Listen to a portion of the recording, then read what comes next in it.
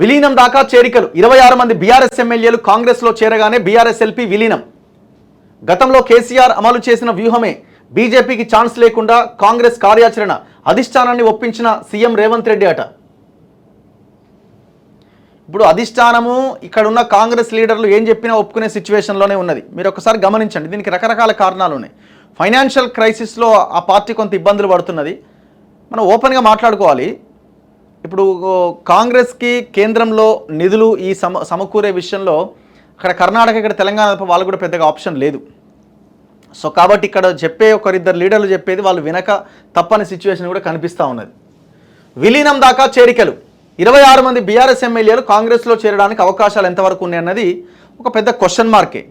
సరే, కొంతమంది అంటున్నారు కేవలం 10 మందికి అవకాశం కల్పించారు, బీఆర్ఎస్ని ఉండాలి అని కాంగ్రెస్ కోరుకుంటున్నారు. ఎందుకంటే ఒకవేళ కనుక ఆ ప్లేస్ని బీజేపీ ఆక్యుపై చేసే సిచ్యువేషన్ వస్తే బీజేపీ వర్సెస్ కాంగ్రెస్ ఫైట్లో అది చాలా ఇబ్బందిగా ఉంటుంది.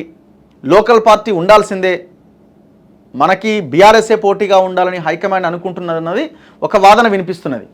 కానీ ఇక్కడ రేవంత్ మాత్రం బీఆర్ఎస్ని మొత్తం వాషౌట్ చేసేస్తే సరే, బీజేపీ వచ్చినా కాంగ్రెస్ వర్సెస్ బీజేపీకి జరిగే ఫైట్లో మనకి అడ్వాంటేజ్గా మైనార్టీ ఓట్ బ్యాంకు ఇట్లా రకరకాల ఓట్ బ్యాంక్ అంతా కూడా ఎక్కడ వేరే పార్టీకి వెళ్లకుండా స్ప్లిట్ అవ్వకుండా ఎట్లాగో బీజేపీకి వెయ్యరు వాళ్ళు కాబట్టి మన వైపే వస్తారు, భవిష్యత్తులో అది మనకు ఉపయోగమే అన్న ఒక లైన్ని రేవంత్ రెడ్డి తీసుకొస్తున్నాడు. సో ఇది ఎంతవరకు వర్కౌట్ అన్నది తర్వాత విషయం. కానీ ఎవరి లెక్కల్లో వాళ్ళు ఉన్నారు. కానీ ఒకటేమున్నదంటే కేసీఆర్కి అవకాశం ఇస్తే మనం సైలెంట్గా ఉంటే ఏదో ఒక రోజు ఇబ్బంది పెడతాడు అన్న ఒక లైన్ అయితే రేవంత్ రెడ్డి ఆలోచనలో ఉన్నది. ఎందుకు? కావలసినంత డబ్బు ఉన్నది కేసీఆర్ దగ్గర, కావలసినంత డబ్బు ఉన్నది, ఏమైనా చేయడానికి అవకాశం ఉంటుంది. సో కాబట్టి అది మొత్తం తుంచేయాలన్న ఆలోచనలోనే ఉన్నట్టు కనిపిస్తున్నది. నీవు నేర్పిన విద్యయే నీరజాక్ష, పౌరాణిక నాటకాల్లోని ఈ పాపులర్ డైలాగ్ బీఆర్ఎస్ అధినేత కేసీఆర్కు ప్రస్తుతం సరిగ్గా సూట్ అవుతుందేమో. 2018 ఎన్నికల తర్వాత ఒక్కొక్కరుగా కాంగ్రెస్ ఎమ్మెల్యేలు బీఆర్ఎస్ పార్టీలో ఎలా చేరారో ప్రస్తుతం బీఆర్ఎస్ ఎమ్మెల్యేలు కూడా కాంగ్రెస్లో అలాగే చేరుతున్నారు. తాజాగా ఎమ్మెల్యే కాల యాదయ్య చేరికతో బీఆర్ఎస్ బలం 32కు పడిపోయింది. 32కి ఎట్లా పడిపోయింది? 39 మొత్తం. ఒకటి కంటోన్మెంట్ బై ఎలక్షన్ వచ్చింది, లాస్యనందిత చనిపోవడంతో శ్రీ గణేష్ గెలిచిండు కాంగ్రెస్ నుంచి, 38కి పడిపోయింది. దాని తర్వాత ఒక 3 ఎమ్మెల్యేలు పోయారు, కడియం శ్రీహరి, దానం నాగేందర్ అండ్ భద్రాచలం ఎమ్మెల్యే తెల్లం వెంకట్రావు, దాంతో 38కి పడిపోయింది. దాని తర్వాత కాల యాదయ్య పోయిండు, 35కి పడిపోయింది. కాల యాదయ్య పోయిండు, 34కి పడిపోయింది. ఇంకెవరో నిన్న మొన్న ఒకరిద్దరు జాయిన్ అయ్యారు. సో మొత్తానికి వాళ్ళ నెంబరు 32కు పడిపోయింది. రానున్న రోజుల్లోనూ మరికొందరు బీఆర్ఎస్ ఎమ్మెల్యేలు విడతల వారీగా తమ పార్టీలో చేరబోతున్నారని, విలీనానికి అవసరమైనంత మంది సభ్యులు వచ్చే వరకు ఈ ప్రక్రియ కొనసాగుతుందని కాంగ్రెస్ వర్గాలు చెబుతున్నాయి. ప్రభుత్వంలో సుస్థిరత, రాష్ట్రంలో బీజేపీని కట్టడి చేయడమే లక్ష్యంగా బీఆర్ఎస్ ఎమ్మెల్యేల చేరిక ప్రక్రియకు కాంగ్రెస్ ఇలా తెరతీసినట్టుగా తెలుస్తోంది. కేంద్రంలో మోదీ నేతృత్వంలో ఎన్డీఏ సర్కార్ మళ్లీ కొలువుదీరడం, రాష్ట్రంలో కాంగ్రెస్ సర్కార్ ఎక్కువ కాలం కొనసాగదంటూ బీఆర్ఎస్ అగ్రనేతలు తరచుగా వ్యాఖ్యానిస్తున్న నేపథ్యంలో తిరుగులేని సుస్థిరత సాధించాలన్న భావనకు హస్తం పార్టీ నాయకత్వం వచ్చినట్టుగా తెలుస్తోంది. పార్లమెంట్ ఎన్నికల్లో రాష్ట్రంలో 8 సీట్లు సాధించిన బీజేపీ ప్రత్యామ్నాయ శక్తిగా ఎదిగేందుకు ప్రయత్నాలు చేసుకుంటున్నది. ఈ క్రమంలో అసెంబ్లీ ఎన్నికల్లో ఓటమి పాలై లోక్సభ ఎన్నికల్లో 1 సీటు దక్కించుకోలేకపోయిన బీఆర్ఎస్ పైనే బీజేపీ దృష్టి సారిస్తున్నది. ఆ పార్టీ ప్రజాప్రతినిధులను చేర్చుకునే అవకాశం ఉందని కాంగ్రెస్ నాయకత్వం అంచనాకు వచ్చింది. రాష్ట్రంలో బీఆర్ఎస్ రోజురోజుకి బలహీనపడుతున్న నేపథ్యంలో తమ రాజకీయ భవిష్యత్తుపై ఆందోళనలో ఉన్న ఆ పార్టీ ఎమ్మెల్యేలు కాంగ్రెస్ బీజేపీల వైపు చూస్తున్నారు.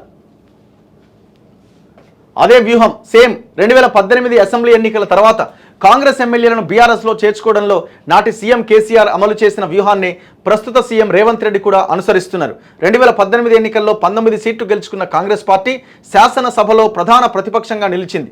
మల్లు భట్టి విక్రమార్క ప్రధాన ప్రతిపక్ష నేత అయ్యారు. అయితే ఆ తర్వాత కాంగ్రెస్ ఎమ్మెల్యేలు ఒక్కొక్కరిగా ప్రగతి భవన్కు వెళ్లడం, నియోజకవర్గ అభివృద్ధి పేరుతో బీఆర్ఎస్ కండువాలు కప్పుకోవడం కొనసాగింది.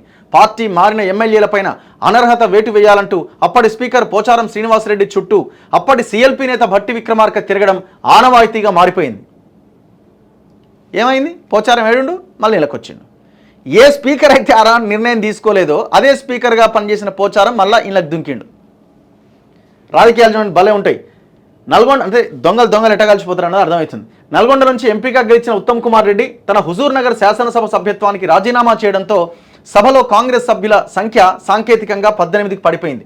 ఇదే అదనుగా పార్టీ మారిన 12 మంది కాంగ్రెస్ ఎమ్మెల్యేలు శాసనసభాపక్షంగా మారి బీఆర్ఎస్ ఎల్పీలో విలీనమయ్యారు. 2/3 మంది చీలినందున ఇది రాజ్యాంగ విరుద్ధం కాదంటూ నాటి స్పీకర్ పోచారం శ్రీనివాసరెడ్డి ఆ విలీనానికి ఆమోద ముద్ర వేశారు. ఇప్పుడు బీఆర్ఎస్ ఓడిపోయింది. ఏమైంది? సీన్ రివర్స్ అవుతుంది. ఆ పార్టీ నుంచి 26 మంది ఎమ్మెల్యేలు చీలాల్సి ఉన్నది. దీంతో సంఖ్య 26కు చేరే వరకు ఒక్కొక్కరుగా ఎమ్మెల్యేలను కాంగ్రెస్లో చేరుకునే ప్రక్రియ కొనసాగుతుంది. Very simple. ఇలా ఎలక్షన్స్ రావు. 26 మందిని ఏదో రకంగా చేర్చుకుని ఆడ కథం పట్టించే కార్యక్రమం అనేది కనబడుతున్నది.